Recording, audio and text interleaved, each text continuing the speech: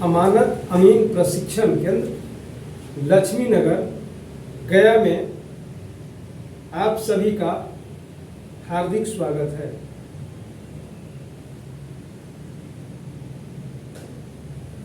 अमीन पढ़ाई से संबंधित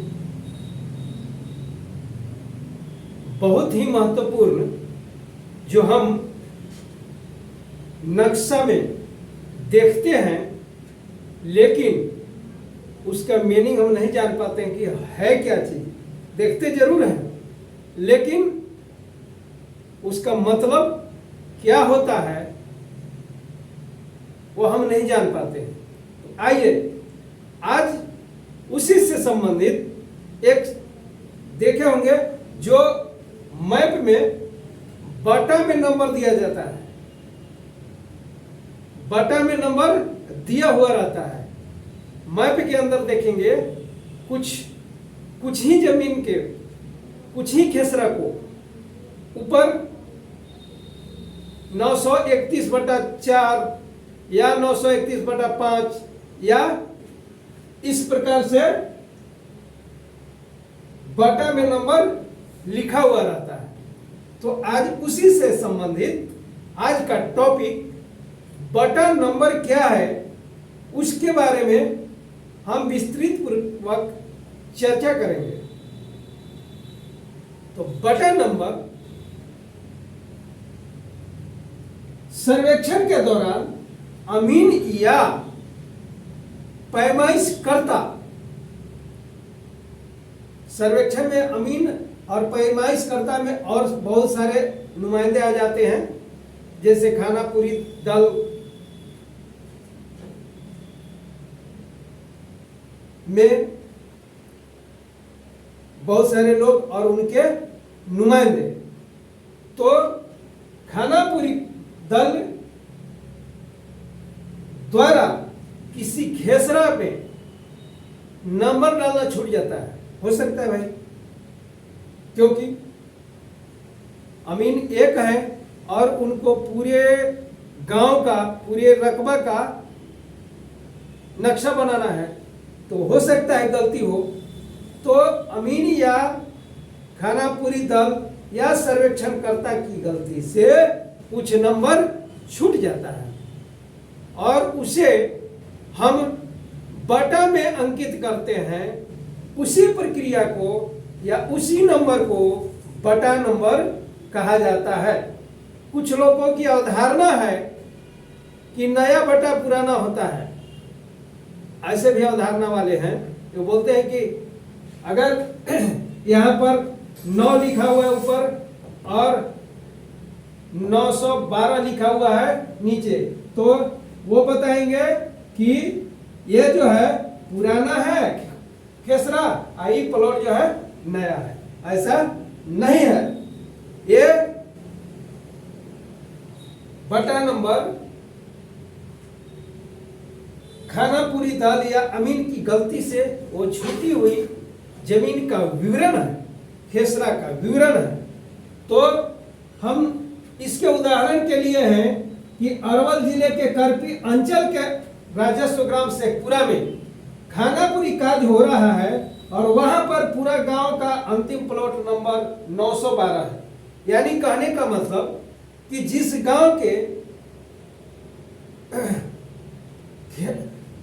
खेत का नक्शा बना है जिसमें सभी प्लॉटों की संख्या कितना दर्शाया गया है, 912 है, तथा 8, 9 एवं 12 के पास का प्लॉट छूट गया है। यानी 9 नंबर प्लॉट और 12 नंबर प्लॉट के बगल में जो प्लॉट थी उसकी नंबर देना भूल गया है।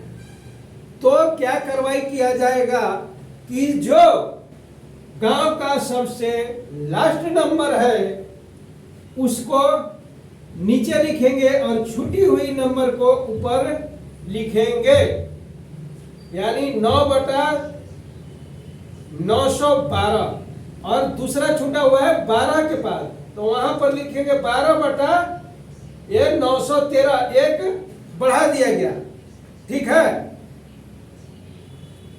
यानी छूटे हुए नंबर को फिर से खेसरा में अंकित करना ही बटा नंबर कहा जाता है। और यह तकरीबन प्रत्येक गांव के नक्शा के दाहिने तरफ ये नंबर या नीचे ये दर्शाया हुआ आपको मिल जाएगा। तो बटा नंबर क्या है, इसकी अवधारणा हमने बताया कि बटा नंबर छूटे हुए खेसरा में नंबर को खेसरा नंबर डालना ही बटा नंबर कहलाता है। यानी कहने का अभिप्राय कि अमीन या खानापुरी दल या पैमाइश करता या यूं कहे जो नुमाइंदे हैं उसकी गलती से किसी खेसरा में प्लॉट नंबर डालना छूट गया है और उसी को बटा में अंकित करने की प्रक्रिया को या बटा में अंकित करना ही बटा नंबर कहलाता है। यहाँ पर हमने एक टॉपिक बहुत ही महत्वपूर्ण जिसकी अवधारणा हमने बहुत ही सरल तरीका से सिखाया कि बटा नंबर क्या है। बहुत ही सरल भाषा में समझ गए होंगे। आशा है इस टॉपिक को समझकर आप इसकी अवधारणा को ऑलरेडी क्लियर कर सकते हैं। तो यहां पर इस टॉपिक समाप्त होता है और मेरा बार बार यही निवेदन होता है कि हम वीडियो जो बनाते हैं वह हमारे राज्य बिहार, हमारे देश भारत एक कृषि प्रधान राज्य और देश है और यहाँ पर जितने भी मामले हैं, जितने भी फसाद हैं, जितने भी झगड़े हैं, जितने भी अपराध हो रही हैं, उसमें कहीं न कहीं जमीन का मामला आता ही है। यानी कहने का मतलब 99% जो झगड़ा है कहीं न कहीं जमीनी विवाद से उत्पन्न वह झगड़ा है और यह खत्म तो कोई भी चीज को नहीं किया जा सकता है, लेकिन इसे कम किया जा सकता है हम ज्ञान प्राप्त करके, राजस्व के बारे में, अपने खेत के बारे में, अपने जगह के बारे में जानकारी प्राप्त करेंगे तो ऑलरेडी जब हम जागरूक होंगे तो फसाद कम होगा। क्योंकि ज्यादातर मामले में झगड़ा वहां पर होती है जो केवल अज्ञानतावश वो चीज जान रहा है लेकिन उसकी समझ से परे है, देख रहा है लेकिन समझ से परे है और वहां पर वो झगड़ा हो जाता है। तो यहां पर मेरा टॉपिक समाप्त होता है। अगर मेरा टॉपिक अच्छा लगे तो लाइक, फॉरवर्ड और आगे सब्सक्राइब करने की कोशिश करेंगे। जय हिंद, जय भारत।